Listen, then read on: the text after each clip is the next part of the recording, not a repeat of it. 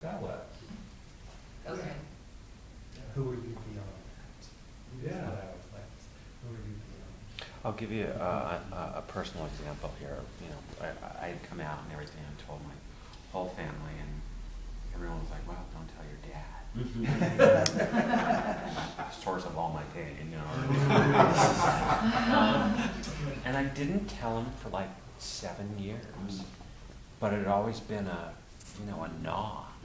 And my dad's a big garage seller, so I told him I wanted to join him garage selling one day. And join what? Garage selling. Oh. So we went garage selling, and I'm like, oh God, I'm gonna tell him, you know, and my heart is beating, my heart is in my throat, and I finally said, Dad, I have to tell you something, I'm gay. And he looked at me and was like, I know. I've known for years, you know, and it's just like, oh my God, you know, I mean, the fear that I had built up and how that limited that relationship then. That's what I mean about you connected to the fear. So yes, something might have happened that was hurtful, but you connected to the fear.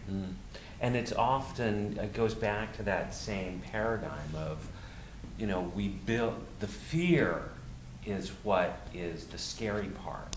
Like going to the dentist, or getting a shot. You know, we build it up and it becomes this whole thing, oh my God, da, da, da, da, da. And then the shot happens, we're like, that was it. And fear has a purpose. Fear has a purpose. It's there for a reason. When you could recognize fear and just say, and understand why it's there to tell you to pay attention. This is an important something. This is an important moment. This is an important time, space, the environment, whatever it is. Pay attention. That's all fear is. We attach feelings, emotions, beliefs, past experiences, all of our subconscious things, exactly, to what that means. But all fear truly is the subconscious, the body, our senses. Pay attention. That's all it is. So if you can honor that, when you're in a moment of fear, I get fearful going places sometimes, or being in a crowd, or having to do something. Okay, what do I need to pay attention to? What am I fearful of? What is this about? What's important about this moment? What do I need to be conscious of? Fear is your guide to consciousness. It really is. It is your guide to consciousness, because it creates, if you're willing to work with fear and not run away because of the vast beliefs and situations, fear will lead you to awareness, and awareness will lead you to consciousness. Yeah? Fear's a gift.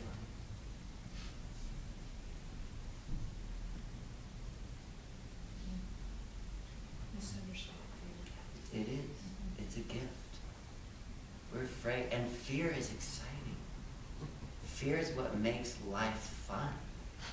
Truly. Truly. Going on a first date with somebody that you're really attracted to probably has an element of fear to it, right? Is he going to like me? He's not going to like me. What's going on? Your brain's going, like all this kind of stuff. What am I going to wear? What am I going to do? There's an excitement, an elevated something that comes from that, right? Yeah?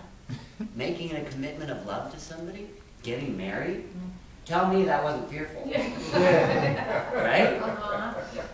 It's not a bad thing. So if we recognize it and really listen to it and go, oh, it's here because this is important. I need to pay attention.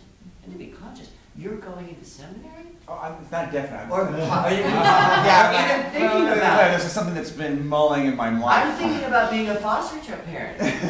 That scares the crap out of me. Seriously, I keep getting this guided, you know, like my angels are whispering in my ears. You can do it. You can do it.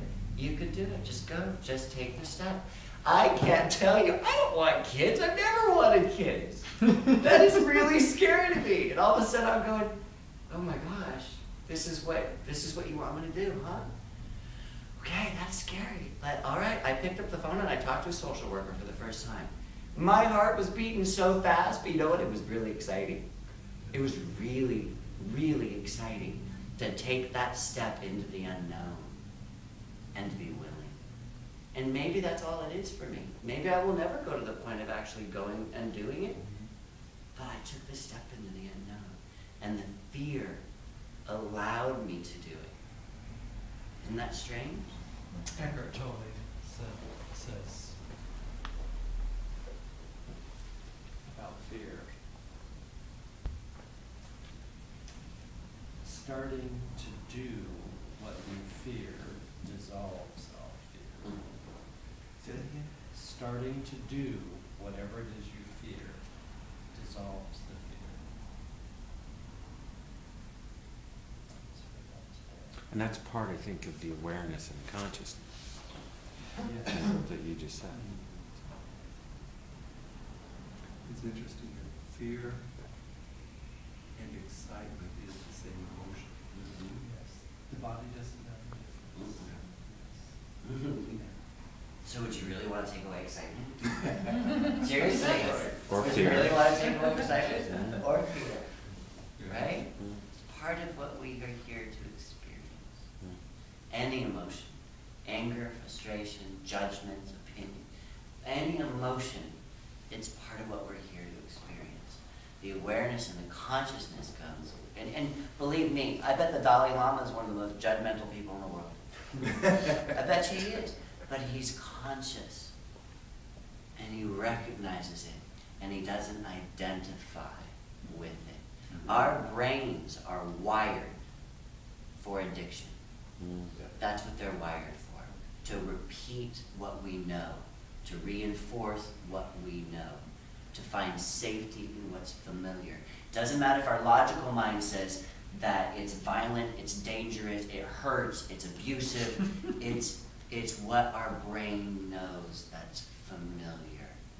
And we will repeat familiar because it's safe. Even in the violence, right? Abused housewife syndrome. We will repeat what we know because it's safe. Because the alternative is too scary. That makes sense? The unknown, absolutely. Yeah? So when we can tune into that, and we don't identify it, but we recognize it, and say, oh, I'm in it, there it is, and we can honor it. We're going back to our true nature like a baby. Babies laugh 1 second, cry the next second, they're angry the next second. Babies get angry. They're angry, right? Then they're giggling, then they go into whatever emotion that they do. They are emotional processors. As we become adults, we forget that. It's not about being, in my opinion, it's not about being a monk on a hill that has a pure, no feeling, no emotion, no response, no connectivity, no nothing to the world. It's about being in the world and taking that energy of a monk into life and recognizing that, yes, I'm angry right now. All right, great. And now I'm happy right now. And now I'm just kind of here. And, we move through our emotions like this when we allow them. And when we attach, right, when we attach a belief to it, is when we don't let it go. We don't move to it. The belief of who my Father is. The belief of what He did to me. That type of thing, right? That hurt, that experience. If you wiped out the subconscious, literally, if you wiped out the subconscious, there would be no pain body. It wouldn't exist. But your subconscious is there to create consciousness. Because that, you have to have it. It creates consciousness.